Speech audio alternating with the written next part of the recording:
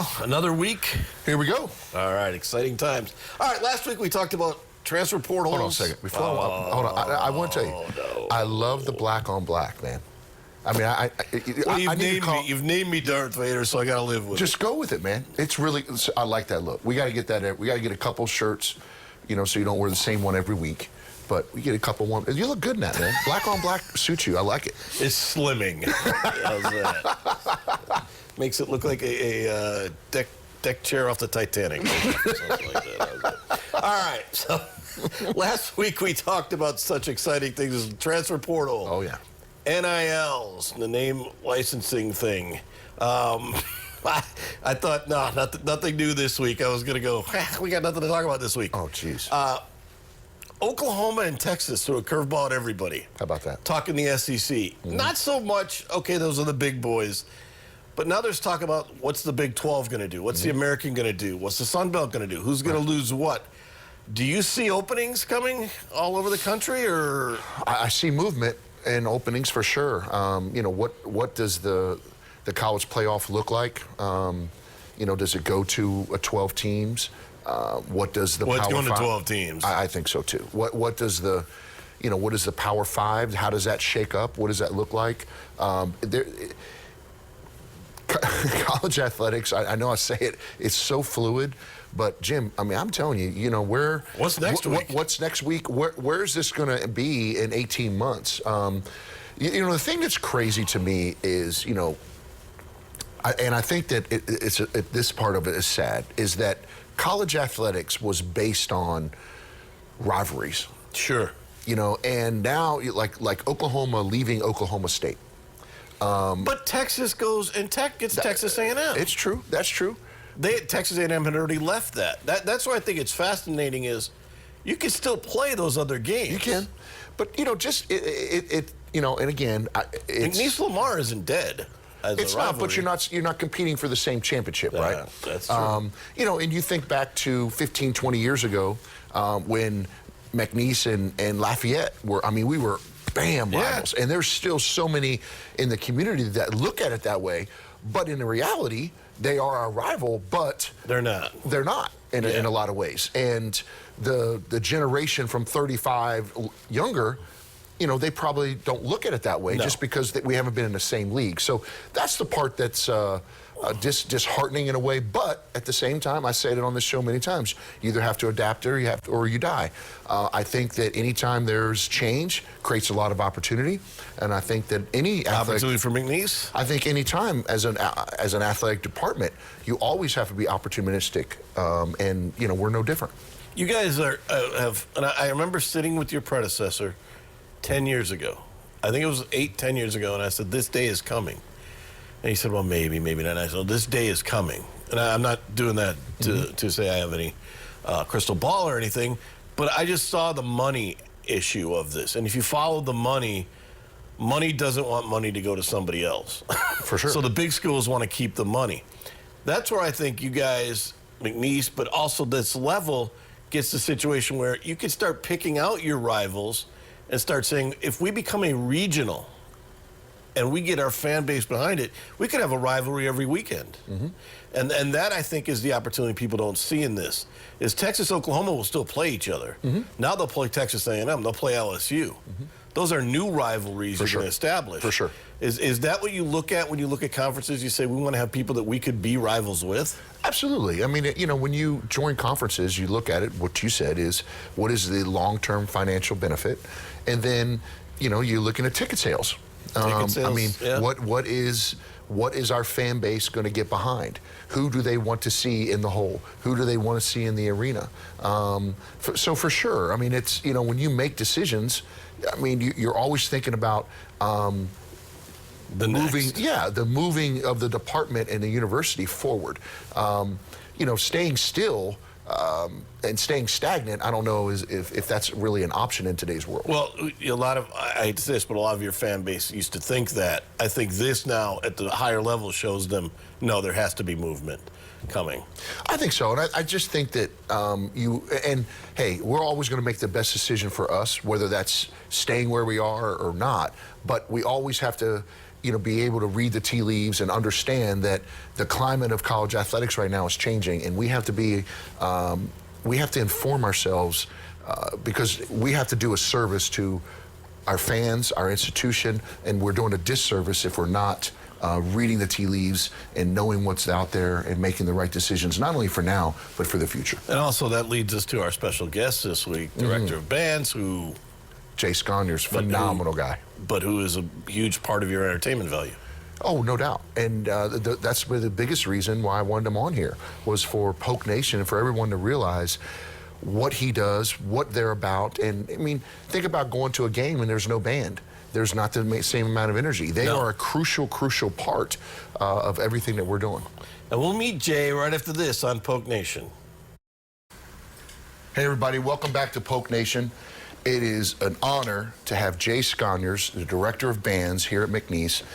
And Jay, I will tell you, I want you to tell Polk Nation your story, how you got here.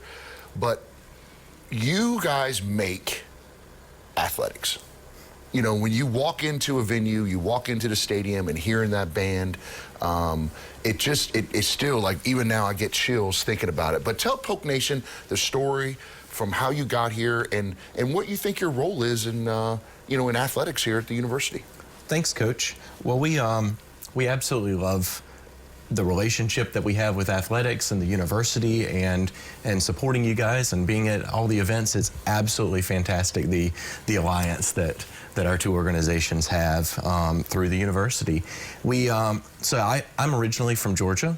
Went to the University of Georgia and then went to the University of South Carolina. And 5 years ago, I was hired as the Assistant Director of Bands here at McNeese, and was promoted to the Director of Bands when my predecessor, Jay Jacobs, left to go to my alma mater, the University of South Carolina. And this is year number 3 as Director of Bands here at McNeese. And it's just a fantastic opportunity to work with awesome colleagues like yourself and awesome students, and just a wonderful program and a wonderful community. Well, the thing I don't think people really understand is, just like any coach, you have to recruit.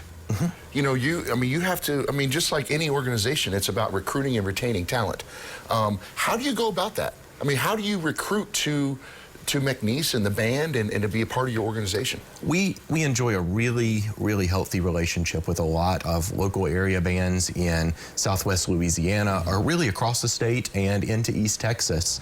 And just like, the football coach is out recruiting the next great quarterback, we know that, we need to recruit a few trumpet players or a few percussionists or something like that. So we're out, beating the pavement and going and talking to talent, and visiting things like all-state bands and local bands, and just much like y'all develop relationships with local coaches, we develop relationships with local band directors and local bands. Funny how that works, isn't it? Exactly. It's about relationships. It really is. I want to point out that he doesn't have to be like the other guests here that work for you. He can say the truth. He doesn't have to say you're... Hey, listen, Darth. Come on. Okay, listen, come on. It never stops. See, I told you before you sat in the chair, I said, be careful. He's vicious. Love fest. One thing I want to ask you about is, last year was so tough on everybody, but people forget that athletes didn't get to perform, but you have a group of kids that didn't get to perform either. What did they go through? It was just a really odd year, just like everybody else. We started the season not knowing exactly what was going to happen, whether we were going to be, performing on Friday night games or Saturday night games, excuse me. And then we found some different performance opportunities.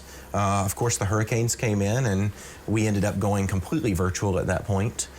We found a few virtual opportunities. We went online and did some kind of development of membership in different ways. Normally we think about preparing halftime shows, but we thought, what are all the other things that members get out of band other than the performance opportunities, the relationships, the social aspects, the just team building and leadership aspects, and community support aspects. And we tried to incorporate a lot of that through our virtual learning, and just trying to help the leaders of tomorrow through the band program.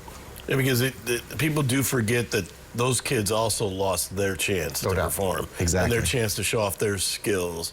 For this year coming up, how excited are you guys to get back into it? Oh my goodness. My assistant director, Mr. Tim Pardue, who is awesome, and I were talking about the season just yesterday, and we're so excited to get back to performing.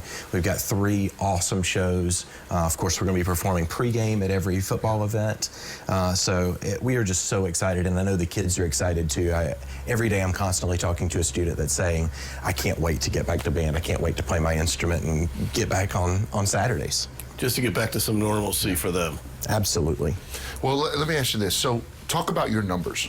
Okay, we talked about recruiting, and I'm always about recruiting, but so talk about the numbers that you have in the band, and what is the ultimate number that you want to get to? Where do you want to take the band from where it is and where you took over, which you've done a phenomenal job, and your predecessor did too. But where are you trying to take it? What's your goal? What's your objectives moving forward? So right now the band is sitting at about 150 members. I'd love to see that number grow to around 200, something like that. I think that's a really attainable goal, especially as the community grows and the university grows and such.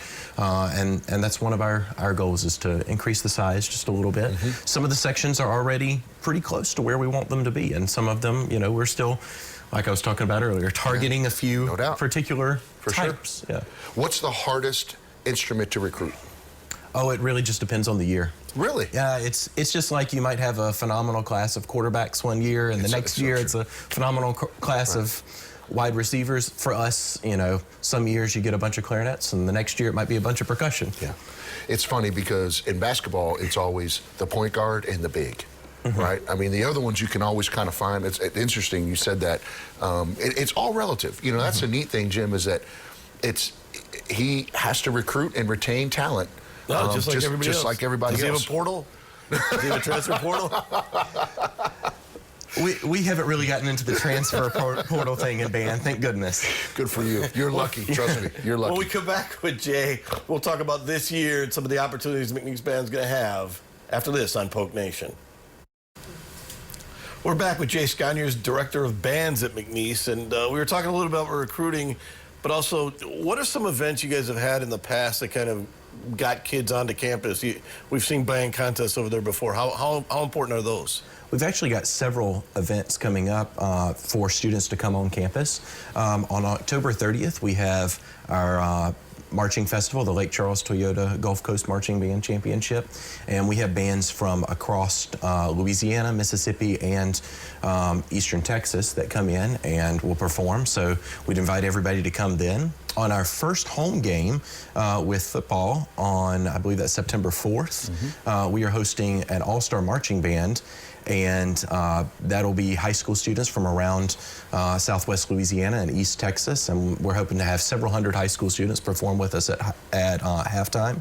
And coming up on August the 12th, you'll get a preview of the McNeese Bands at Burton Coliseum at the Cowboy Kickoff.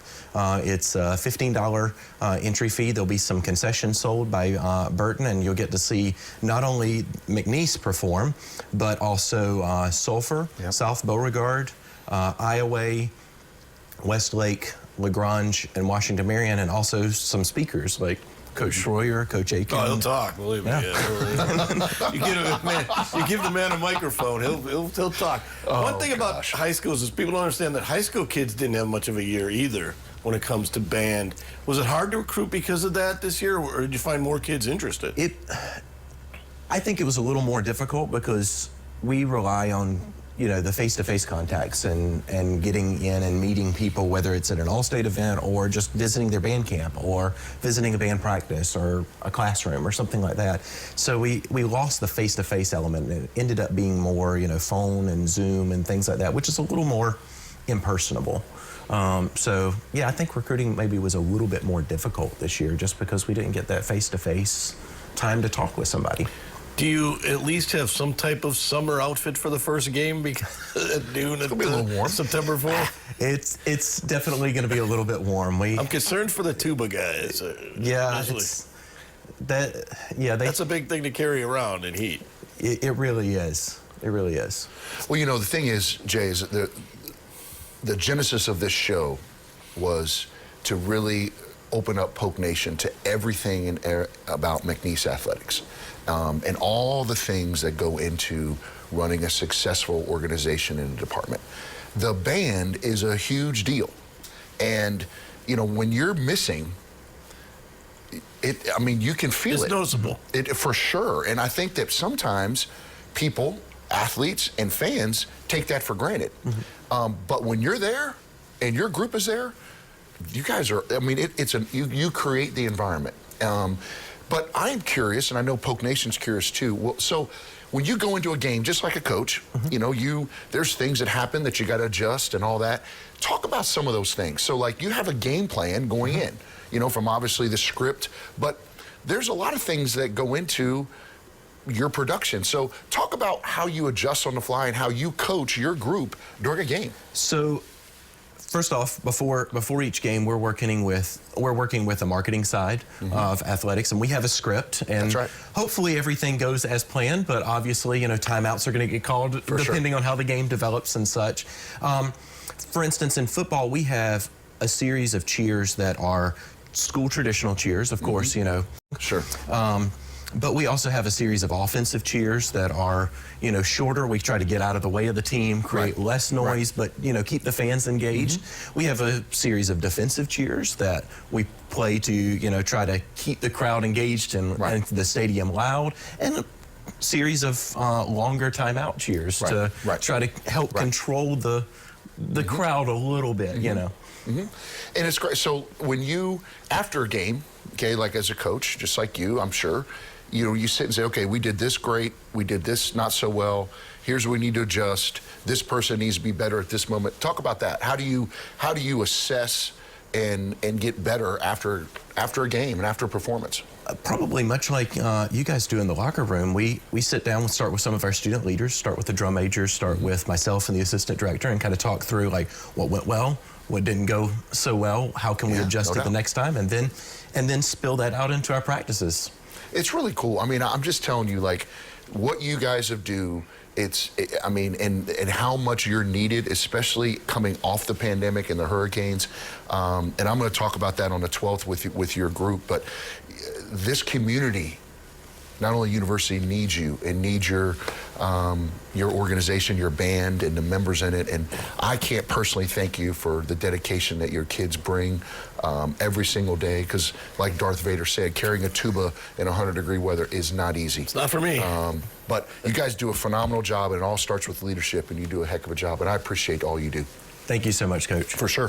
One thing is I want to see is the difference between playing at Burton and playing inside the arena, the new arena. You guys really seem to have brought the energy and enjoyed that more. Did your kids enjoy that setting? Yeah, the new arena puts us, you know, pretty much right on the floor. We're right in the midst of the action. It's really, really cool.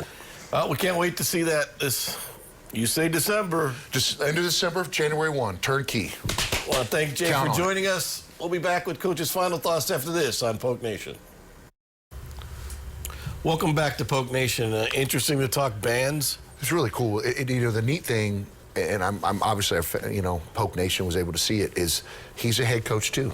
Yeah. You know, and being able to recruit and retain talent, his game plans, his script, he does a great job working with our marketing people. He mentioned that a little bit about the script for every game, and they're a huge part of it. It's a lot that goes into putting on a game. No, there's a lot more. No idea. And what I thought was interesting is hearing some of the struggles they went through in the year, and almost parallel to what athletes did. Oh, yeah. And the same situations. So are they going to be a part of Friday night? We're going to work on that for sure, but we are going to bring in live bands. And I'm really excited about that. I have all that worked out, that we're going to have a stage. It's going to be in the Grove. It's going to be the Friday night block parties, Friday night before every single Saturday football game. We're going to have 1 to 2 bands. It's going to be great. You're a concert promoter now. I'll tell you this, though. I've spoken to more bands and more people to try to get talent. But it is very, very different. But it's cool. And the thing is that people go to colleges not always for the degree, right? That's part of it. but they choose. Hopefully that's part of it. But they choose where they get their degree a lot based on experiences. Sure. And it is my obligation, I feel, that we have to provide experiences, not only for our students, which is number one, but we also have to do it for our fan base. The days of just, hey, we show up to the game and we watch the game, we cheer, we go home, that generation's over. Yeah, it is. And so they want to be entertained. I want to be entertained. I think it's going to, I want to provide something for our students and for our fans, our alumni on the night before football game that can become a tradition. And the whole premise behind it is if you get people there Friday night, and it's fun, exciting students, then they're more apt to get up and go to the game on Saturday. I feel like we're getting close to on CBS this fall. Heath Schroyer presents the Midnight Special. No. I have no interest in that. No interest in that. But I will tell you though, Jim, is I'm really, really excited about where we're headed, and I'm doubling down on experiences. What have you seen from the Caravans that impressed you? Oh gosh, it's been so great. The people, the emails I've gotten of just people being so thankful that we've went to them. We've sold thousands of dollars worth of season tickets. So they've paid for themselves. For sure. But even if my whole thing was, if it breaks even, which I think it will, because we provide all the beer and the food and the beverages, the goodwill, it's what it's about. It's bringing the community in, and they've been phenomenal. We will do that every single year. And have they given you some ideas on how to make a better show or what they want, or? For sure. I mean, I think the thing they're really excited about is the Friday night block parties. Because it's new and it's different. I think it's for sure. It's new, it's different.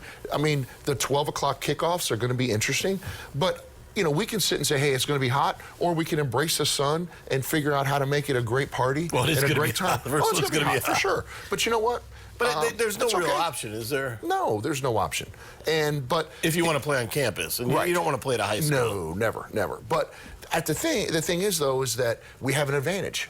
We practice during that time almost every single day. So when you do that every day, you're used to that. When you bring opponents in here, we should have an advantage. And we'll have Coach Wilson on here in the next week or so too to talk about that. But I think it's a huge advantage for us, and the Friday nights are going to be so cool. It's so awesome. Well, even when I check out the football schedule, there's only 3 night games. Mm-hmm.